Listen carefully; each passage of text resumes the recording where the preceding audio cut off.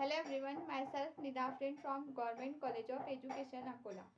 So in the third semester, I give an internship lesson on the school Jubilee English High School, and my subject is chemistry. So today I give a lesson on class 6 or subject chemistry. So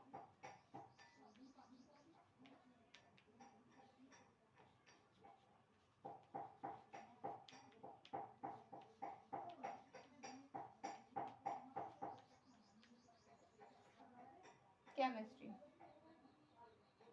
So my topic is work and energy.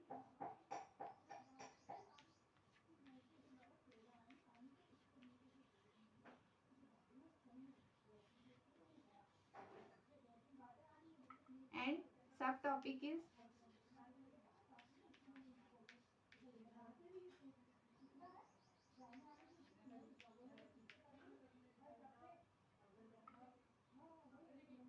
energy,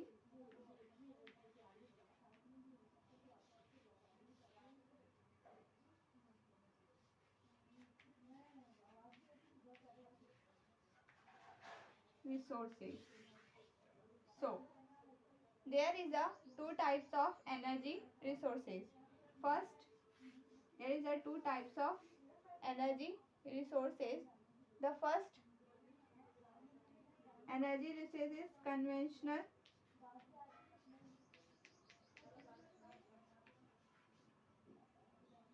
resource,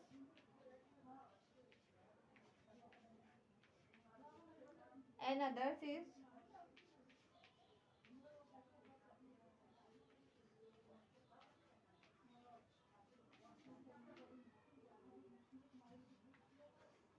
non-conventional resource. So in conventional resource, the man is used for the centuries. Man जो है वो इसको centuries के लिए use करेंगे.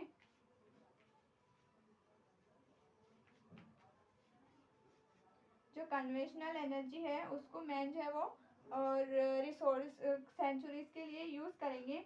और इसके अंदर जो कन्वेंशनल रिसोर्सेज रहेंगे उसके एग्जांपल्स है fuels, fossils, petrol, natural gas.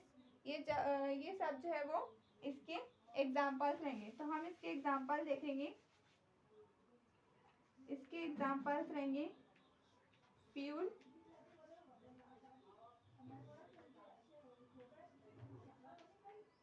Fossil, petrol और नेचुरल गैस.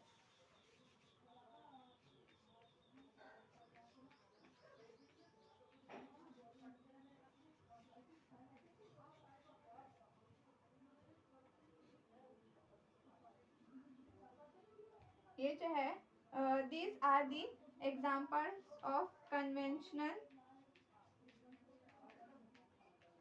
जो है वो कन्वेंशनल रिसोर्सेज के लिए यूज करेंगे. So other is non conventional resources.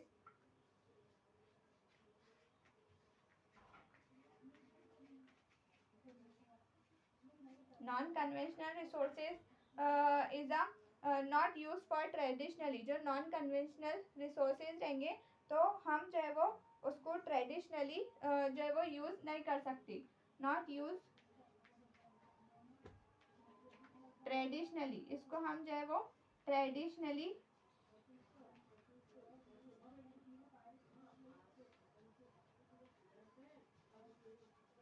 Use नहीं कर सकते. तो ये जो है वो हमारा सेकेंड टाइप रहेगा. और ये जो है वो इनएग्जिस्टिबल भी रहेगा.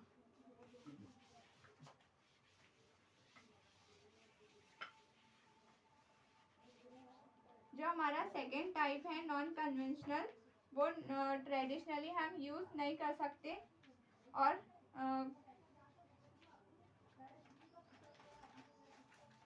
ये जो रहेगा वो इनएग्जिस्टिबल रहेगा.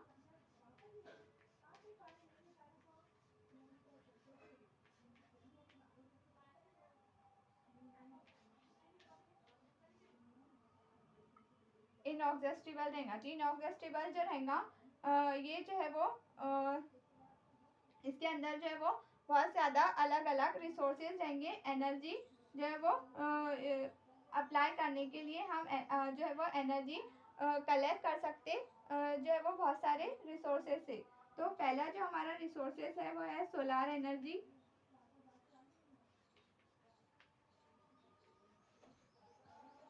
सोलार एनर्जी जो है वो हम यूज़ करेंगे इसको जो नॉन कन्वेंशनल इनऑक्सिस्टिबल वाला रहेगा उसको कलेक्ट करने के लिए।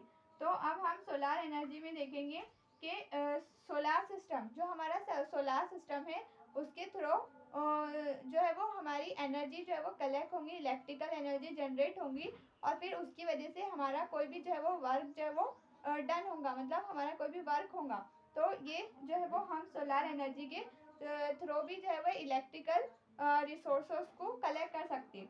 अब इसके अंदर जो है वो क्या क्या आएगा तो हम देखेंगे कि इसके अंदर सबसे पहले हम देखेंगे सोलार कुकर।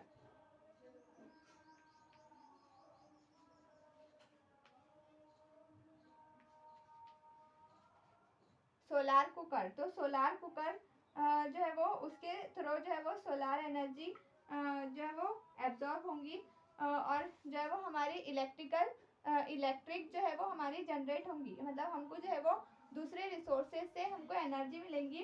तो पहला सोलार कुकर रहेगा, फिर रहेगा सोलार हीटर, वाटर हीटर,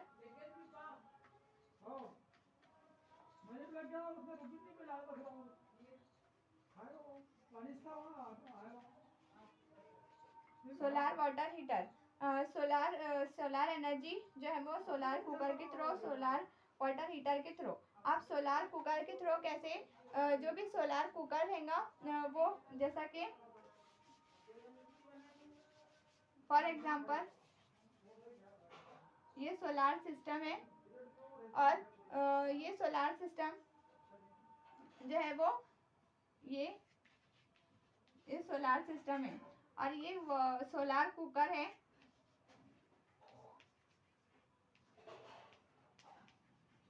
तो ये जो सोलार कुकर रहेगा, ये सोलार कुकर यहाँ से जो है वो एनर्जी कलेक्ट करेगा और इसके अंदर जो है वो एनर्जी मतलब इलेक्ट्रिक जो है वो जनरेट होंगी, इलेक्ट्रिक इज जनरेट, इलेक्ट्रिक जो है वो यहाँ पे सोलार कुकर में सोलार एनर्जी के थ्रू एनर्जी जनरेट होंगी और फिर यहाँ पे हमारा जो है वो कुकर के अंदर कोई भी चीज़ फूड जो है वो कुक होगा। तो ये हो गया हमारा सोलार एनर्जी के अंदर सोलार कुकर का यूज़। और उसके बाद जो है वो जैसा कि हम यहाँ पे एग्जांपल देखेंगे,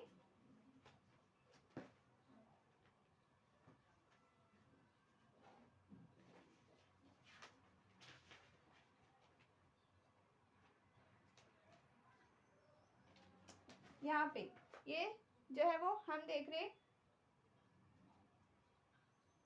कि ये सोलार है और ये सोलार एनर्जी के थ्रू जो है वो ये सोलार पोल्स है, ये सोलार सिस्टम है। सोलार एनर्जी यहाँ से जो है वो होके यहाँ पे इन्वर्टर ट्रांसफार्मर में जा रही है, पावर ग्रिड है। तो इस तरीके से जो है वो सोलार सिस्टम में हमको एनर्जी मिलेंगी, जिस तरीके से यहाँ पे एब्जॉर्ब होगा और फिर यहाँ पे ये जो सोलार पोल्स है इसके थ्रू जो है वो हमको इलेक्ट्रिक जो है वो मिलती। तो यहाँ पे ये वर्क करेगा सोलार सिस्टम। उसी तरीके से फिर यहाँ पे जो हम सेकंड देखें सोलार वाटर हीटर, तो सोलार वाटर हीटर के थ्रू जो हमारे ग्रेन्स वगैरह रहते तो ये ग्रेन्स वगैरह को जो है वो हमारे उसके अंदर सोक करने के लिए, मतलब उसके अंदर कुछ जो वाटर है उसको ड्राई करने के लिए यूज़ करेंगे। फिर उसके बाद जो है वो हमारा सोलार सेल आता है, थर्ड वाला सोलार एनर्जी में सोलार सेल उसकी एग्जांपल है। तो जो एक सेल रहेगा वो जो है वो सोलार के अगर हम उसको जो है वो धूप में रख रहे हैं, अगर हम सोलार में रख रहे हैं उसको, तो वो उसको वहाँ से उसको कलेक्ट करेगा सोलार सिस्टम का एनर्जी और जो यहाँ पे जो है वो इलेक्ट्रिक जो है वो जनरेट होंगी और फिर ये जो है वो एज अ सेल, मतलब हम कोई भी करंट जो है वो जनरेट होगा तो यहाँ पे एज अ सेल हम इसको यूज़ कर सकते। तो ये हो गए हमारे सोलार एनर्जी के तीन जो है वो टाइप। अब हम देखेंगे नेक्स्ट सोलार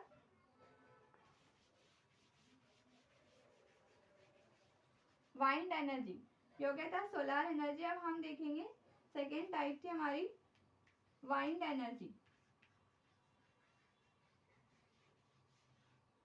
वाइंड एनर्जी कैसा, तो I don't know, you know that in the जो हमारे फार्मर्स रहते हैं, मतलब खेत वगैरह जो रहते हैं, फार्म हाउस, तो वहाँ पे जो है वो ऐसे टावर्स रहते और टावर्स को जो ऐसे फैन लगे हुए रहते। ये फार्म है और यहाँ पे जो है वो ऐसे टावर रहते हैं और टावर पे जो है वो ऐसे फैन लगे हुए रहते। तो ये क्यों रहते, जैसा कि ये यहाँ से, अब ये क्या है वाइंड एनर्जी। अब वाइंड बोले तो एयर जो रहेंगी हमारी हवा, तो इससे जो है वो किस तरीके से एनर्जी मिलती हम ये देखेंगे। इसके अंदर हम ये देखेंगे कि किस तरीके से हमको एनर्जी मिल रही। तो ये जो वाइंड रहेंगी, जब भी बहुत ज़्यादा तेज वाइंड चलेंगी तो ये जो फैंस रहेंगे ये रोटेट होते, ये ऐसे रोटेट होते वाइंड से, ये रोटेट होंगे ये फैन, और यहाँ पे जो है वो इलेक्ट्रिक जनरेट होती, इलेक्ट्रिक जनरेट होंगी और ये इलेक्ट्रिक जनरेट की वजह से हमको जो है वो एक एनर्जी मिलती। तो हम ये एनर्जी को बोलेंगे वाइंड एनर्जी। क्या बोलेंगे इसको, this is called is the wind energy when the blowing air is developed, these fans are rotate and the electric is generate and this is called is a wind energy। हमको इससे जो energy मिलेंगी, हमको जो इससे current मिलेगा, हम उसको बोलेंगे वाइंड एनर्जी। ये जो है वो फार्म्स वगैरह में खेतों वगैरह में यूज होती। तो ये ऐसा जो है वो हमारा एक वाइंड एनर्जी का रहेगा। ये क्या है, नॉन कन्वेंशनल एनर्जी हो गई, क्योंकि ये इनएग्जॉस्टिबल है, इसको ट्रेडिशनली यूज नहीं कर सकते, मतलब ये कोल पेट्रोल और ये कन्वेंशनल ऐसी नहीं है। अब हमारा रहेगा थर्ड टाइप टिडल एनर्जी।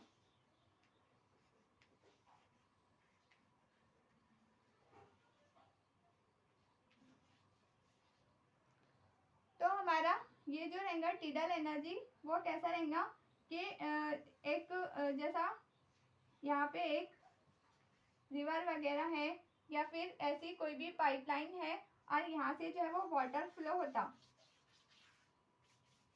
यहाँ से जो है वो वाटर फ्लो रहा नैरो से। तो यहाँ पे एक जो है वो वॉल, यहाँ नैरो वॉल जो है वो एक नैरो वॉल बनाएंगे, और जब ये जो वेव्स रहेंगी वाटर की, तो ये जब टिडल होंगी, मतलब ऐसी होंगी, तो यहाँ पे जो है वो हम एक टर्बाइन रखेंगे। टर्बाइन, जो ये टर्बाइन पे जब ये यहाँ पे जो है वो नैरो वॉल के अंदर जब ये टिडल की वेव्स जो है वो उसके ऊपर जाएंगी, तो जो टर्बाइन रहेगा वो रोटेट होगा। जैसा कि हमने देखे इससे पहले वाइंड एनर्जी में कि वो वाइंड की वजह से जो फैन थे वो रोटेट हो रहे थे। इसी तरीके से यहाँ पे जो टर्बाइन रहेगा ये वाटर की टिडलनेस की वजह से, मतलब जब वाटर टिडल होगा तो यहाँ पे जो है वो उसके ऊपर ये जो वो है टर्बाइन, ये रोटेट होगा और यहाँ पे फिर इलेक्ट्रिक जो है वो चार्ज होगा, मतलब जनरेट होगा, इलेक्ट्रिक जनरेट होगी। तो हमको यहाँ पे क्या मिली, टिडल एनर्जी मिली। काय के थ्रू, यहाँ पे टिडल मतलब एक बहुत ज़्यादा नैरो वॉल हमने बनाए थे, वहाँ पे जब एक टर्बाइन को फिट करे थे जनरेटर को, और जब उसके ऊपर जो वाटर की जो टिडल वेव्स है, तो जब वो हो रही थी उसके ऊपर, तो ये टर्बाइन जो है वो रोटेट हो रहा था और हमको जो है वो एनर्जी मिलेगी। तो ये हो गया टिडल एनर्जी। थर्ड टाइप था हमारा टिडल एनर्जी। अब है हमारा फोर्थ टाइप।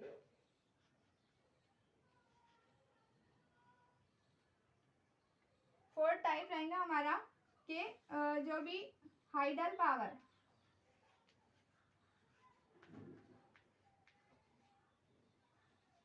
अब ये हाइडल पावर है क्या? तो ये हाइडल पावर ऐसा है कि यहाँ पे देखो कोई भी एक डैम रहता, जैसा ये डैम है और ये डैम का जो वाटर है यहाँ पे ये ट्यूनेल जो है वो बने हुए रहते हैं, मतलब ये डैम है, ये डैम का वाटर है, यहाँ पे ऐसे ट्यूनेल बने हुए रहते हैं।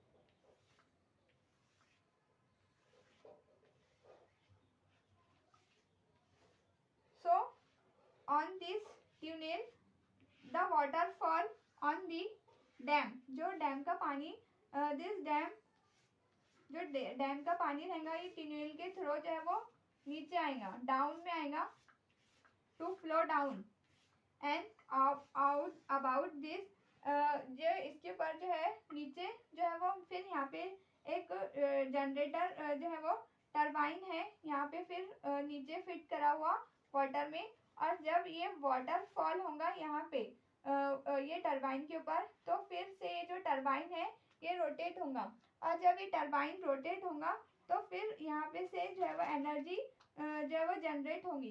तो इस तरीके से ये जो हाइडल पावर है हमारा, तो हमको इसको हाइडल पावर बोलते। हमारे जो डैम का our dam water is flow through the tunnel and this tunnel water is fall down on this turbine and this turbine is rotate, so energy is develop, energy जो है वो यहाँ पे develop होंगी, और एनर्जी डेवलप होंगी तो हम इसको बोलेंगे हिडल पावर। हमारे महाराष्ट्र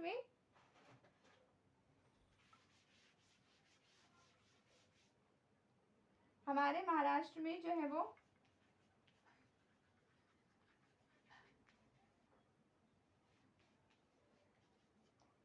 कोयना में एक प्रोजेक्ट है हाइडल पावर का। कौन सा? हाइडल पावर का प्रोजेक्ट है, कहाँ पे? बहुत बड़ा है ये, फेमस, महाराष्ट्र में कोयना में हाइडल पावर का प्रोजेक्ट।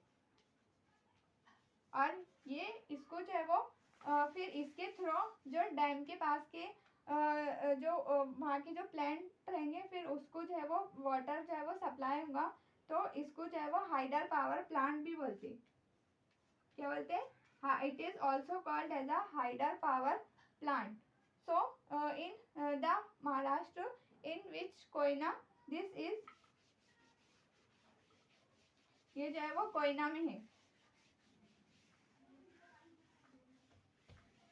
अब हम देखेंगे कि एनर्जी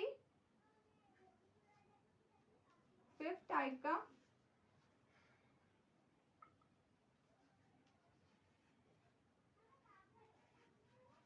एनर्जी फ्रॉम, एनर्जी कहाँ से मिलेंगे हमको? एन एटम से।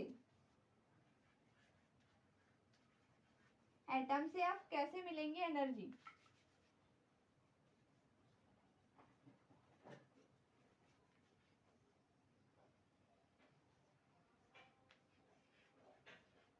एनर्जी अगर हमको मिल रही एटम से तो कैसे मिलेंगी? तो यहाँ पे हम देखेंगे कि जो है दो बहुत ज़्यादा हैवीएस्ट एलिमेंट है, यूरेनियम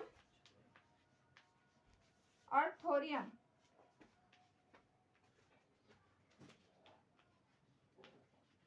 यूरेनियम और थोरियम जो है वो ये हैवीएस्ट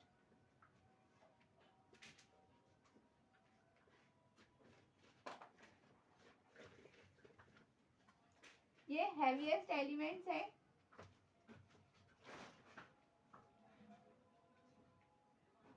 और ये हैवीएस्ट एलिमेंट की वजह से ये जब मतलब हैवीएस्ट एलिमेंट अगर हम उसको फिजन करेंगे, जब हम इसका हैवीएस्ट एलिमेंट का फिजन करेंगे, क्या करेंगे? फिजन। जब इन दोनों का फिजन होगा तो हमको जो है वो एक इलेक्ट्रिक चार्ज मिलेगा, इलेक्ट्रिक करंट जो है वो जनरेट होगा, मतलब हमको जो है वो यहाँ पे एनर्जी कलेक्ट होंगी। तो ये जो है वो एक हमको एटम के थ्रू भी जो है वो हमारी एनर्जी जो है वो हमको ऑब्टेन हो रही। तो यहाँ पे जो है वो हमने देखे कि किस तरीके से एनर्जी के रिसोर्सेस रहते हैं, डिफरेंट डिफरेंट सबसे पहला रिसोर्सेज है एनर्जी का, दो टाइप्स के रहते हैं, कन्वेंशनल नॉन कन्वेंशनल। कन्वेंशनल जो है वो सेंचुरीज के लिए मैंने यूज़ करता है, जैसा कि जो नेचुरल गैस रहेंगे, पेट्रोल रहेगा और उसके अलावा फ्यूल्स रहेंगे, फॉसिल्स रहेंगे, तो ये हो गया हमारा कन्वेंशनल।